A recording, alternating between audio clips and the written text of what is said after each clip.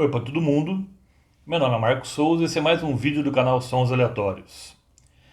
Hoje eu vou falar aqui de uma banda britânica, um dos pilares do chamado glam rock, junto com David Bowie e os Spiders from Mars e também o T-Rex, Mark Bolan and T-Rex. Então aqui do Roxy Music, eu vou falar do álbum de estreia deles, o único na formação sexteto e um dos dois, apenas dois, com a participação do Brian Eno, que é esse disco aqui, 1972. Tem aqui o Brian Ferry, que teve a ideia da capa.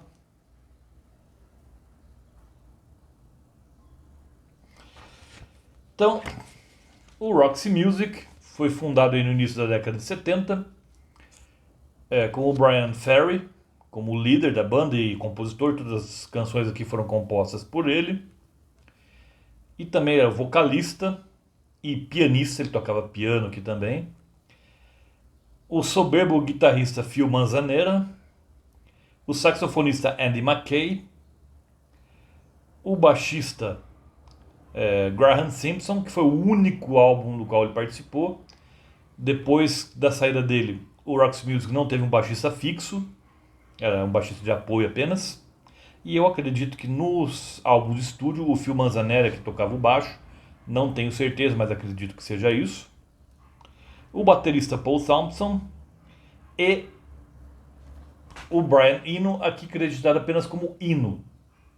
Provavelmente porque já tinha outro Brian, que era o líder da banda, o Brian Ferry, então para não haver confusões, o Brian Eno inicialmente era acreditado apenas como Eno. E aqui uma foto do sexteto aqui,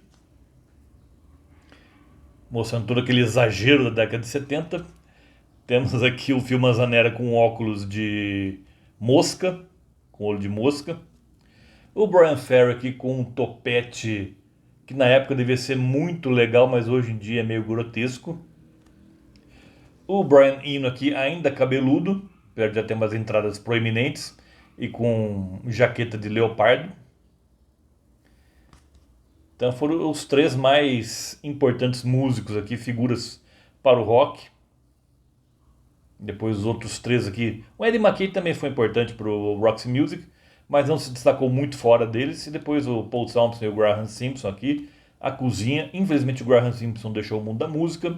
O Paul Thompson, sinceramente, não sei se ele fez algo fora do Roxy Music. Acredito que não. Mas Phil Manzanera, sim, Phil Manzanera, ele tem uma pegada em alguns projetos bem experimentais. É um guitarrista de mão cheia. O Brian Ferry desenvolveu uma sólida carreira solo, apesar de eu não ser muito fã dela. E o Brian Eno, então, nem se fala. Ele tanto foi artista quanto produtor também. Então, esse álbum aqui, o de estreia da banda de 1972, e como eu falei, o único com a formação sexteto.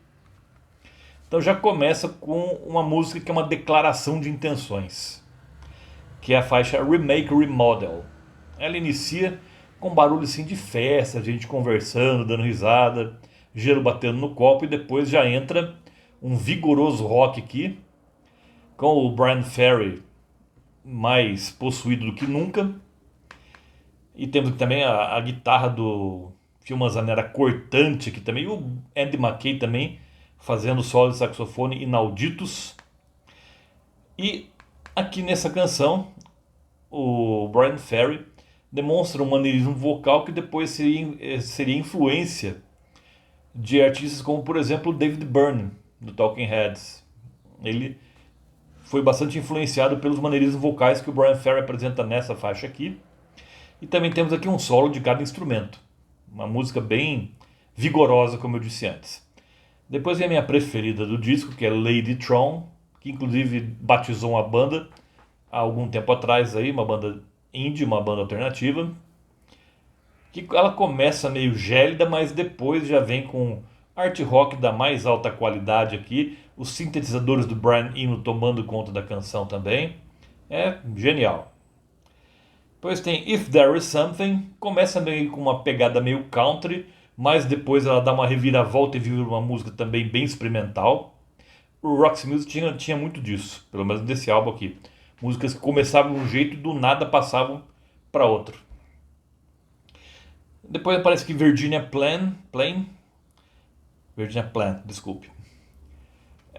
Que era um bônus, não saiu na versão oficial, mas se não me engano saiu em single. Também tem uma pegada parecida com a Remake Remodel, também um rock bem vigoroso, um glam rock rasgado. Depois temos 2HB, também outra das minhas preferidas.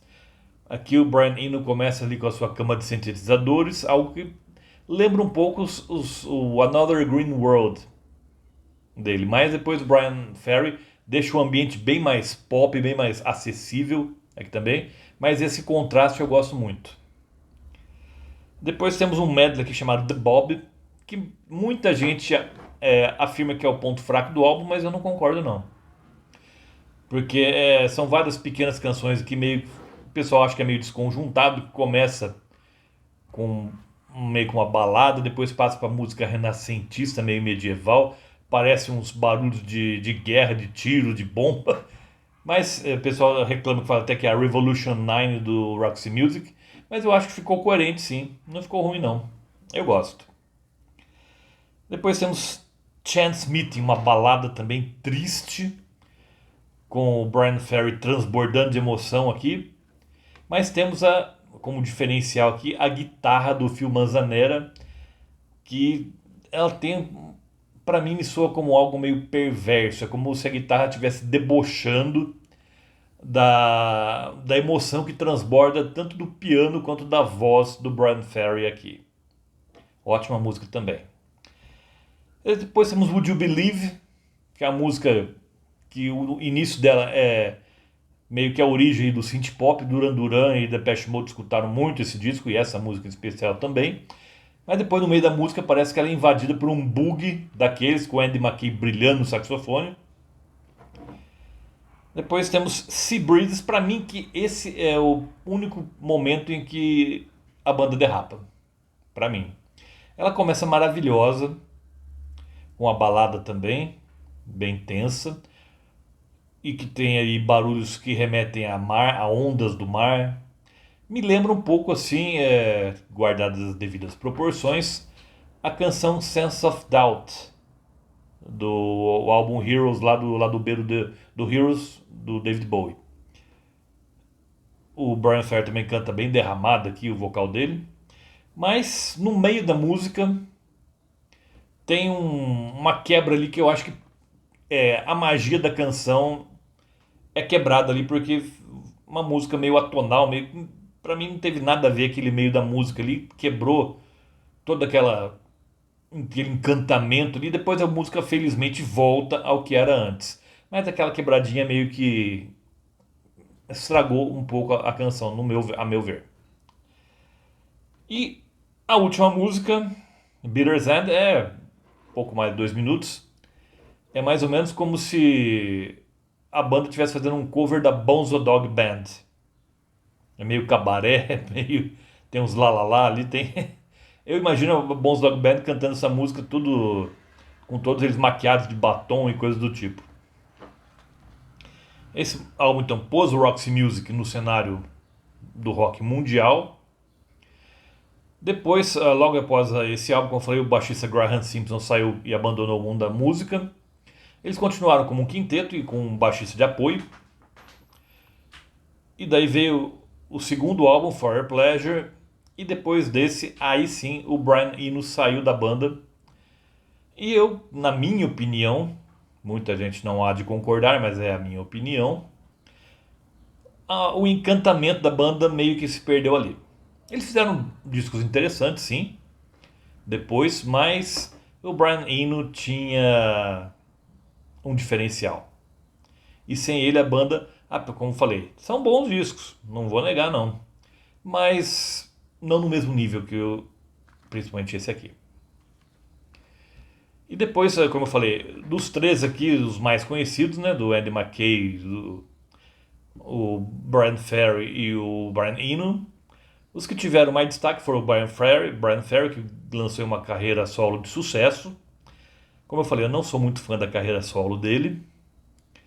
O Brian Eno, anos depois, falaria que o Brian Ferry é o Frank Sinatra do rock, em termo meio pejorativo. E eu me lembro de uma matéria na revista Bis, na década de 80, não lembro exatamente o ano, mas foi uma matéria feita com o Camisa de Vênus, com a banda Camisa de Vênus, e inserida ali na matéria sobre eles, tinha uma seção chamada Cabra Cega, onde tocava-se uma música e o artista, ou os membros da banda, no caso Camisa de Vênus, tentavam adivinhar quem é que estava cantando aquela música. E, se possível, dar o nome da música e tudo. Tocaram uma música do Brian Ferry, da carreira solo ali. E só um da banda, se não me engano, não sei se é o Gustavo Miller ou o Karl Hummel, não lembro exatamente quem. Foi o único que gostou. Mas o Marcelo Nova desancou o Brian Ferry aqui nessa audição aqui. Ele diz que é manolotero demais para ele, o Brian Ferry, bem mais pejorativo que o Frank Sinatra, na minha opinião. E que até que, não sei se foi ele, se foi outro que falou que ele devia trabalhar na Fiorucci em vez de ficar empatando a vida da gente. Pegaram pesado aqui com o Brian Ferry. Não sei se não acho que também exageraram aí no ponto, mas o Brian Ferry também, a carreira solo dele não me entusiasma.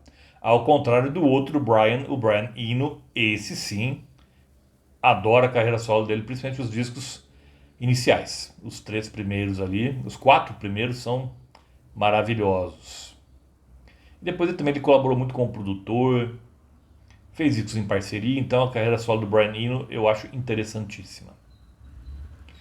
E lembro a todos vocês que toda terça-feira tem vídeo novo aqui no canal. Por hoje eu fico por aqui. Vejo vocês na próxima terça-feira. Até lá.